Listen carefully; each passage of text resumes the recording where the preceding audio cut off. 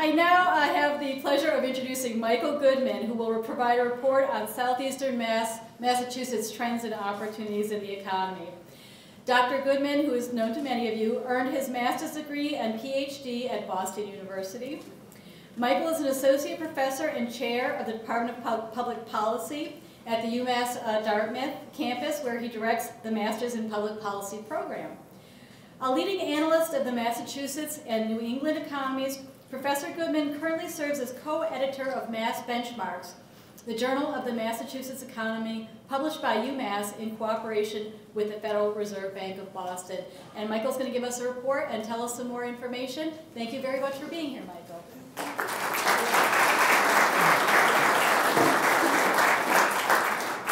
Thank you, Kathleen. I'm going to take a few moments this morning to offer my perspective on some of the contributions that our higher educational institutions make that go beyond the extraordinary scale of the dollars that they contribute as major employers, customers, and sources of innovation for our region and for our state. I'm really going to talk about how critically important educational attainment is, building on and I think trying to extend the very strong work that my colleagues at the Center for Policy Analysis, particularly David Borges and Clyde Barrow, have conducted that's outlined in the report before you this morning.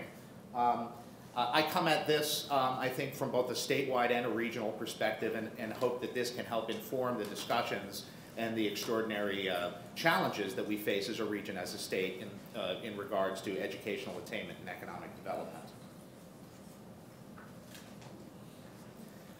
As the representative rightly pointed out, Massachusetts has been bucking national trends in the past year. We've been outperforming the nation on a number of important metrics, including the overall growth in economic activity across the state, the equivalent measure to the U.S. gross domestic product, what we at Mass Benchmarks, our journal, call the current economic index, has been growing much faster than the U.S. throughout the year, including in the most recently completed quarter, the third quarter, at a rate at about twice as fast as the U.S. We expanded at an estimated 3.7% in that quarter here in Massachusetts, as compared to a 2% rate in the U.S. as a whole. We've also been, on net, growing jobs more rapidly.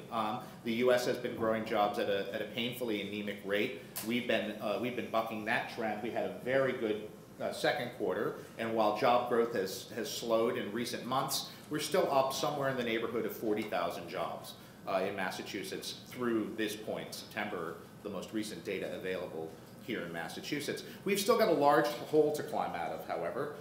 We lost somewhere in the neighborhood of 150,000 jobs during, or about 2% or so of the total during this recent recession, which, as the representative rightly pointed out, we went into later and we came out of earlier than the rest of the country.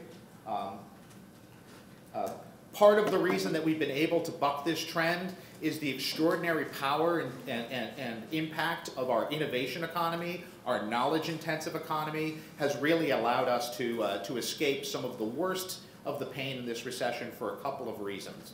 If you think about how we got into this mess that we're still working our way out of nationally and globally, it was really driven by two primary problems. One, an extraordinary bubble in housing prices driven by some subprime issues and some financial problems that turned into a garden variety recession late in 2007 and then exploded into something that many have begun to call the Great Recession, not quite a depression, mind you, but a very difficult period late in 2008, right before the presidential election, when our global financial system essentially seized and we had an extraordinary drop in economic activity across the world.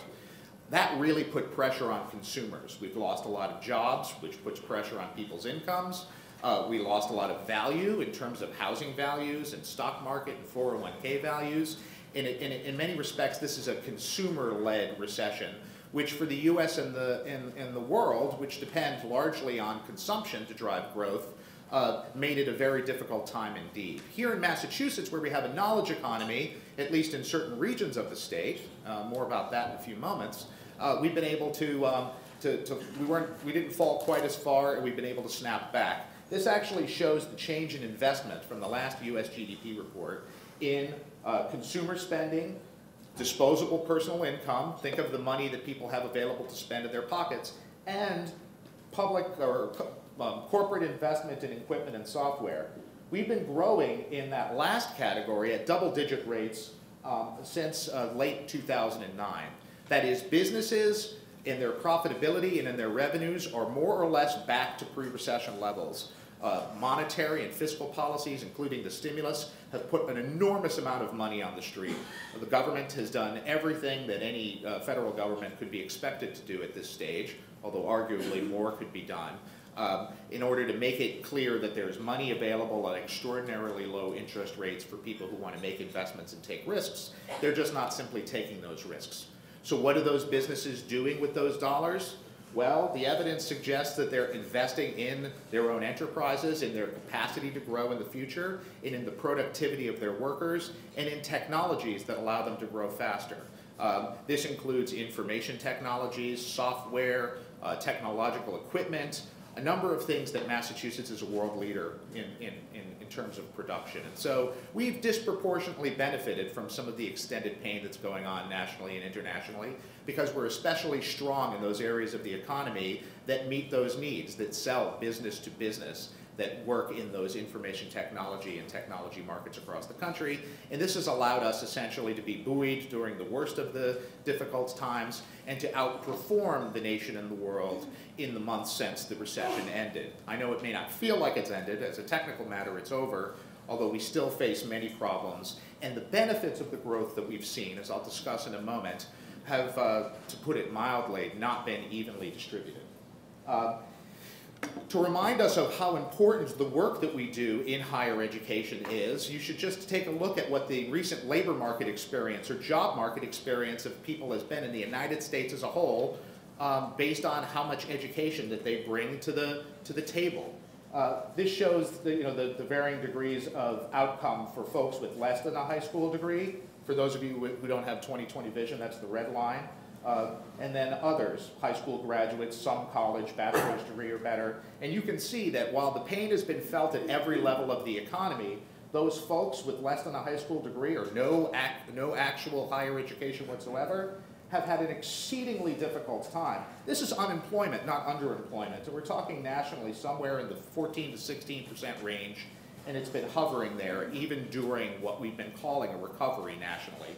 Conversely, for those of us fortunate to have had access to higher education and have been able to take advantage of those opportunities, times have been tough, to be sure, but for those with a bachelor's degree or better, the unemployment rate is still somewhere around what we would consider to be normal or full employment, 4 or 5%. It feels like a lot of pain because during good times that rate is lower. And we all know people who've been displaced from white-collar jobs and are having a very difficult time getting on their feet. But make no mistake, one of the key distinguishing characteristics between the people who are suffering the most and the people who are managing to get through in this difficult time period is the educational attainment that they bring to the job market. Taking a little bit of a different snapshot or perspective, what's been driving our growth is investment in technology and equipment. What's really been lagging is everything related to production of traditional goods, traditional manufacturing, real estate development, and all of the things that are connected to it, and particularly construction. This, I think, is a very sobering chart prepared by some folks at Northeastern University that take a look at what economists call the beverage ratio or beverage curve. That is the ratio of openings to the ratio to the number of people who are looking for work. That unpleasant, very tall blue line on the far right of the chart is construction, where at the late last year in the US, we had about 25 people in the construction industry looking for work for every job that was available. And so when one takes a much more detailed snapshot of the blue-collar end of the economy in the United States and in this state, it is in many respects a depression. Again, I think the distinguishing characteristic between those households that have been able to hang on and get through, albeit with some difficulty in many instances, and those that are just really struggling to stay above water at all, has been the educational attainment that they are able to bring to bear and to free up alternative opportunities, to make available alternative opportunities in the economy. In this particular region, it doesn't take a whole lot of imagination to see that some of the educational attainment challenges that we face in southeastern Massachusetts, and everybody in this room is well aware of these challenges, have led to the region taking a disproportionate share of the pain during this difficult period and not getting quite its fair share of the benefits of a lot of this growth. Unfortunately, and I hate to be the bearer of bad news, but it's sort of an occupational hazard the last 5 years, is that this trend in high technology, knowledge-intensive, higher-end educated workforce growth is not expected to change anytime soon. I work also with a group, a nonprofit group that I volunteer with called the New England Economic Partnership. We prepare forecasts of the 6 New England states twice per year that state governments across New England use to plan for what their fiscal capacity is going to be, and economic development practitioners use to inform their strategies. And the most recently released forecast, there'll be a new one coming up, but it hasn't changed appreciably, suggests that the growth that we've been seeing throughout this recession in Massachusetts in education and health services, private education, mind you, public education, of course, is in government, information technology, and leisure and hospitality is expected to continue and grow as we get out over the next couple of years. But those lonely lines at the bottom, particularly the one in construction and in manufacturing, suggests that over time we're going to continue to bleed jobs in those areas, and that it's likely going to be a very slow recovery, particularly in construction and in real estate. Now, in manufacturing, I think it's important to note that education is really something that allows people to succeed in a way that's maybe not as intuitive to all of us. While Massachusetts has seen a steady decline in the number of individuals employed in manufacturing, the output of goods, the things we make and export to the rest of the country and the world in exchange for money, this is how we grow, has been rising steadily and it's been very high. So when people say we don't make anything anymore, it's not entirely true. We just use far, far fewer people to make the things that we make, and the people that are in those jobs require higher levels of skill, higher levels of education, and correspondingly command higher wages. So it's not just an economic development imperative we face, although I know that is the topic of the day, but it's also an opportunity for households, for families, for individual workers to aspire to and ultimately achieve a middle-class standard of living, something that we still call, I think, perhaps naively in recent years, the American dream. What's going on here in the South Coast? Well, as I suggested, and I'm sure as will come as no surprise to the leaders represented in this room today, both from the Connect institutions and from the business and the civic community across the region, the South Coast has not really snapped back quite as quickly as the rest of the state for a couple of reasons, not the least of which is the fact that while we have important toeholds in the innovation economy that we're developing, and you'll be hearing about some of those opportunities throughout the day as I understand it, we've not yet gotten to scale in some of those key emerging sectors that are driving job growth to an extent where we've had an impact on as broad an array of the population and the workforce as we would like here in the region. In Massachusetts, our unemployment rate dropped to about 8%. On the Massachusetts side of the census region that includes Fall River, it was 10.6%. In the New Bedford region, it was 11.1%. If we drilled down to the individual cities in the region, the rates would be much higher. A lot of that has to do with who our workers are and who our displaced workers are. Statewide, we talk about construction, which has really been in an extraordinarily difficult slump for now going into its 6th year here in Massachusetts and nationally.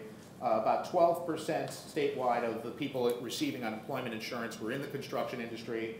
Here in the 2 WIB regions that serve southeastern Massachusetts, at least on this side of the bridge, there was 16 to 17%. So we are home to more of the sectors and more of the workers that have been feeling the pain, and consequently the workforce development challenges that flow from that, the economic development challenges in terms of building new industries and mechanisms for extending opportunities to these folks who may not be able to get back into those industries anytime soon is especially acute. But let's not kid ourselves. If we drill down and look at what the educational attainment challenge in the southeastern region is, it is largely, but not exclusively, an urban problem. This takes a look at the percentage of high school graduates, that's the left bar, the taller one, and the percentage of bachelor's degrees or better statewide and in our urban communities on this side of the bridge in southeastern Massachusetts. So as you can see, the far left pair of columns, that's Massachusetts, is higher in terms of the percentage of folks who have a high school degree and who have a college degree. But if we take a look at New Bedford, Fall River, and Brockton in particular, it is those three cities, those population centers, those locations of densely populated workers and families and households that are really struggling, particularly in terms of their rate of completion of a 4-year degree or better. I think if we looked at 2-year degrees, we would see a similar trend. The columns would get higher in our region, but they would get higher still statewide.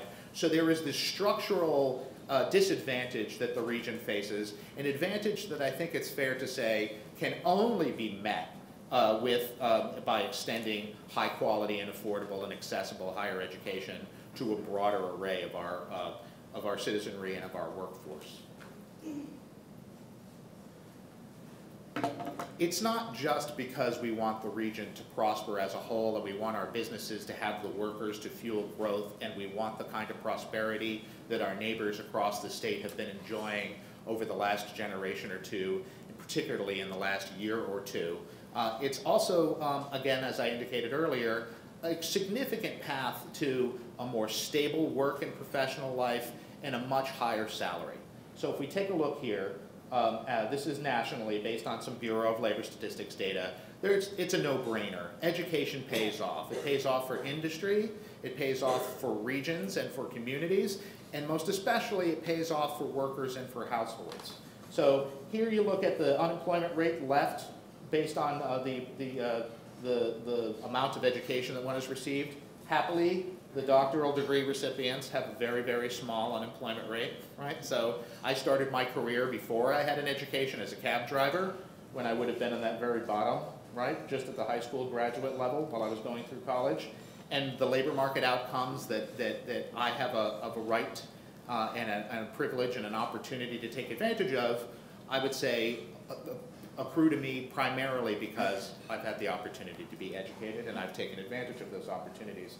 Whether one has a professional degree, like a law degree now that very proudly our residents have the opportunity to pursue in this region after much hard work on the part of our Chancellor, Jean McCormick, which I would like to acknowledge right now. Well done.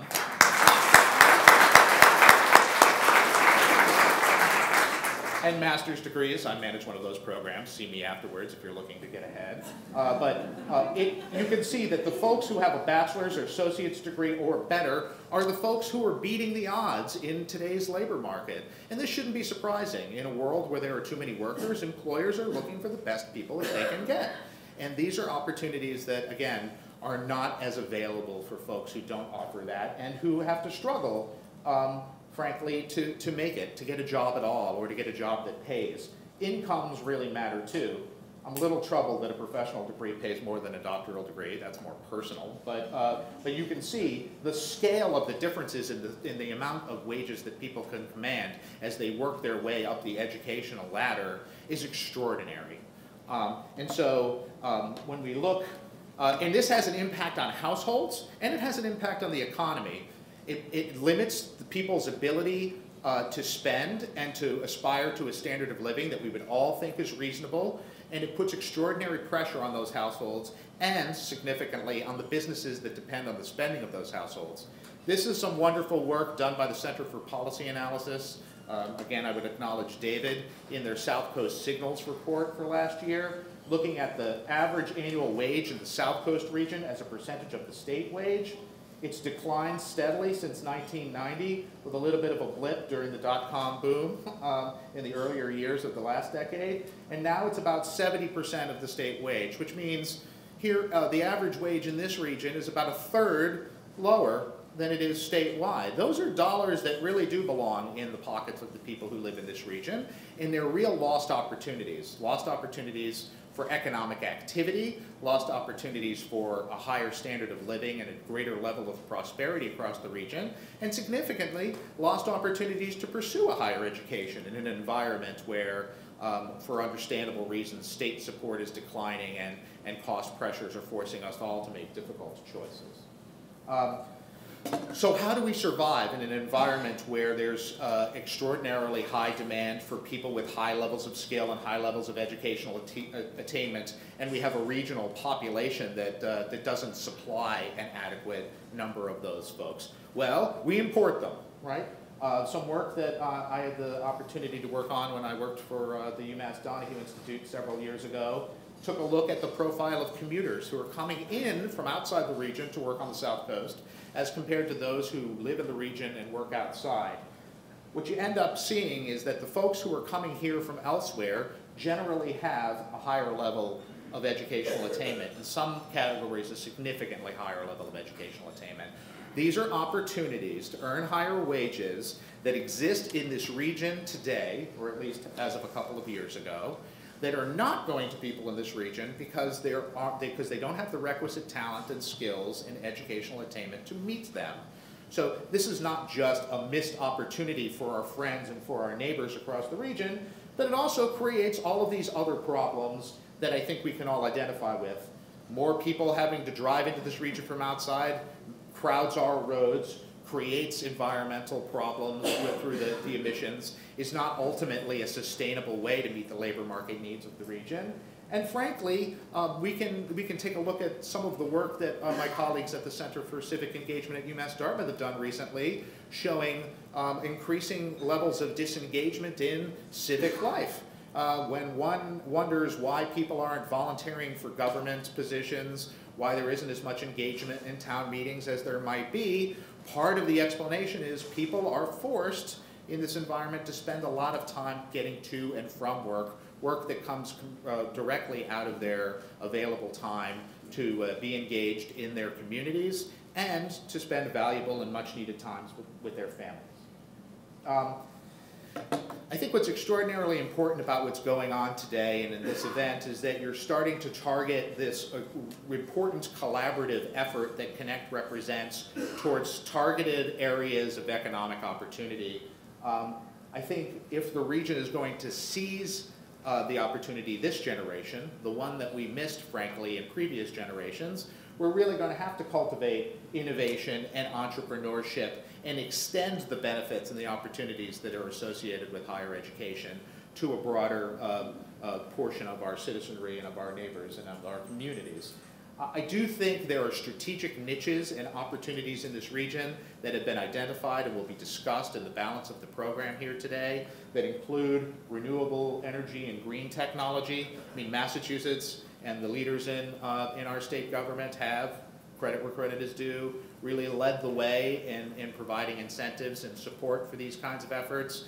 What we're seeing on Cape Cod with Cape Wind and the spin-off activity that's only beginning to start in New Bedford, I think is an extraordinary set of opportunities for the region and for its workers and for its businesses. Further, I think there's a lot of potential work for our displaced construction workers in energy efficiency. We're going into what I think some are suggesting will be a cold winter. We've got an older housing stock and an older commercial real estate stock. I think there are opportunities with the proper investments and with the proper leadership to create jobs, good paying jobs in those areas.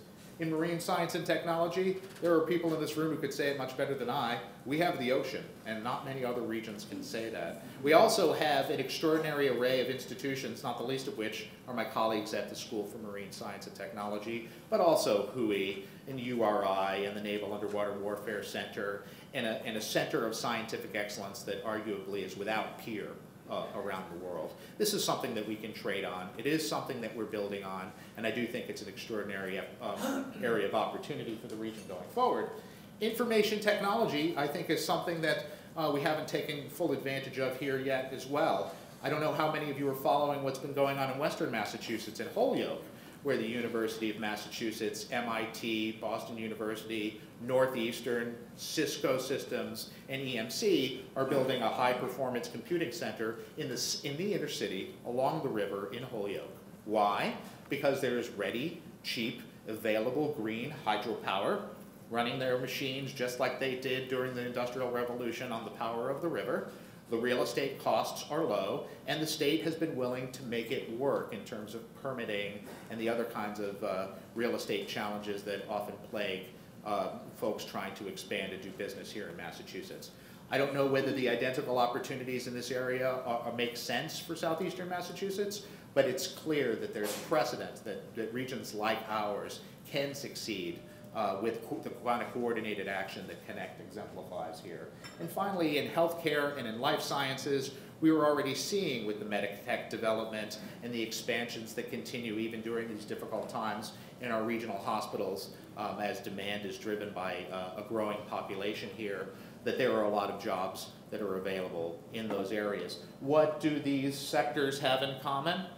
Well, I think most of them are expecting most of the time that their workers are going to have more than simply a high school degree, that they're going to have more than just a piece of paper, that they're going to have skills that allow them to do science, do technology, do engineering, do mathematics, and significantly have the soft skills to compete in a 21st century economy. So I think my compliments to Connect for identifying what I think are important strategic opportunities for the region, but opportunities that we're really going to be able to seize only if we have the workers that we're going to need. So how are we going to do this? We've got a massive challenge, and there doesn't seem to be any reason to believe, especially in light of recent election returns, that the federal government or the state government is going to be able to give us the kind of resources that we need. The state, even with some unexpected growth in the last few months in tax revenues, is still at least $1.5 billion underwater looking into FY12. But I think what Connect offers us here is a model. In a crisis, what we have to do is collaborate effectively, make difficult decisions, set priorities. And I think it's important to say that while there are a consortium of higher educational institutions elsewhere in Massachusetts, in Boston, or in the Pioneer Valley, this is the first one, to my knowledge, that actually takes economic and workforce development seriously.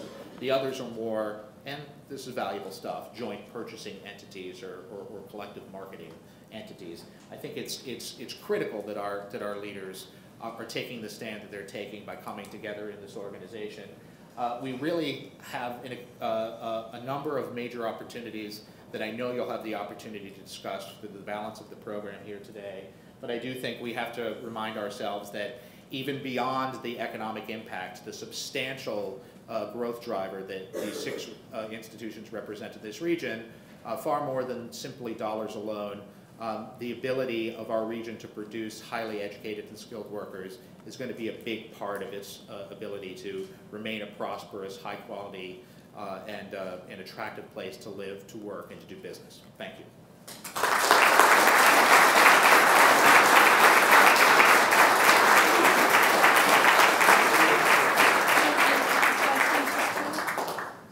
I'm allowed to attempt to answer questions. Speechless. Oh, yeah, Len. Good morning, Michael. Thank you. Great presentation. Thank you. Did I understand you to say that there are 25 people available for every one construction job in Southeastern Mass? That was nationally, but I would argue that the ratio is probably comparable in Southeastern Massachusetts.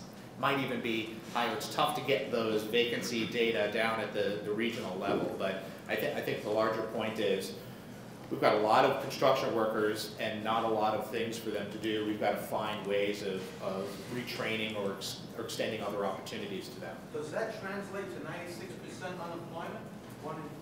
21 for every 20?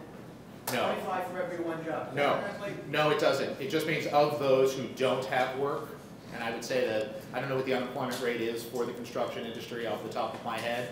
It's probably 15 or 20%, and so of the 15 or 20%, the jobs that are available for them, you know, there's only one job emerging, one new job net for every 25 of them who are pounding the street looking for work. And that doesn't even capture folks who aren't in the unemployment insurance system, contractors and small business owners. I know certainly across the bridge on Cape Cod, the home improvement industry has, would you say it's slowed in recent years? President Schatzenberg. I just want to mention, in the category of shameless plugs, I think what's happening in this which they took off. What's happening in this region comparable to the Holyoke is Open Cape. Yep. Which, although it's called Open Cape, is going to have a tremendous business potential opportunity for the whole region. Now you're talking about broadband? Yes. Yes, I mean, I think there are certain enabling technologies that are deal breakers, and certainly on the Cape, access to reliable, affordable broadband service has been one of those. And I think it's a deal breaker for people in terms of where they choose to live. And increasingly, especially in these growing industries, it's a deal breaker for the business community as well. Right. So I think that's an important step But forward. even though called Open Cape, it will connect Cape with Bridgewater, with Goodman, with Dartmouth, the whole region. That's huge, and I know it's very difficult to do. And there was one in the back, and then you, sir. No, when you talk about this, employment issue with regard to 25 construction workers, I see, I'm Bill Guardian from Cape Cod, I see a great need for investing in infrastructure that could indeed offset the problem with construction. Yes. There seems to be a need for direct stimulus money, not just to these so-called shovel-ready projects, because we saw that they weren't shovel-ready and they were several years away. But there's a need right now to fill potholes, to repair bridges that could put a lot of these people to work. There's one other piece, though, because we're going to be talking about small business.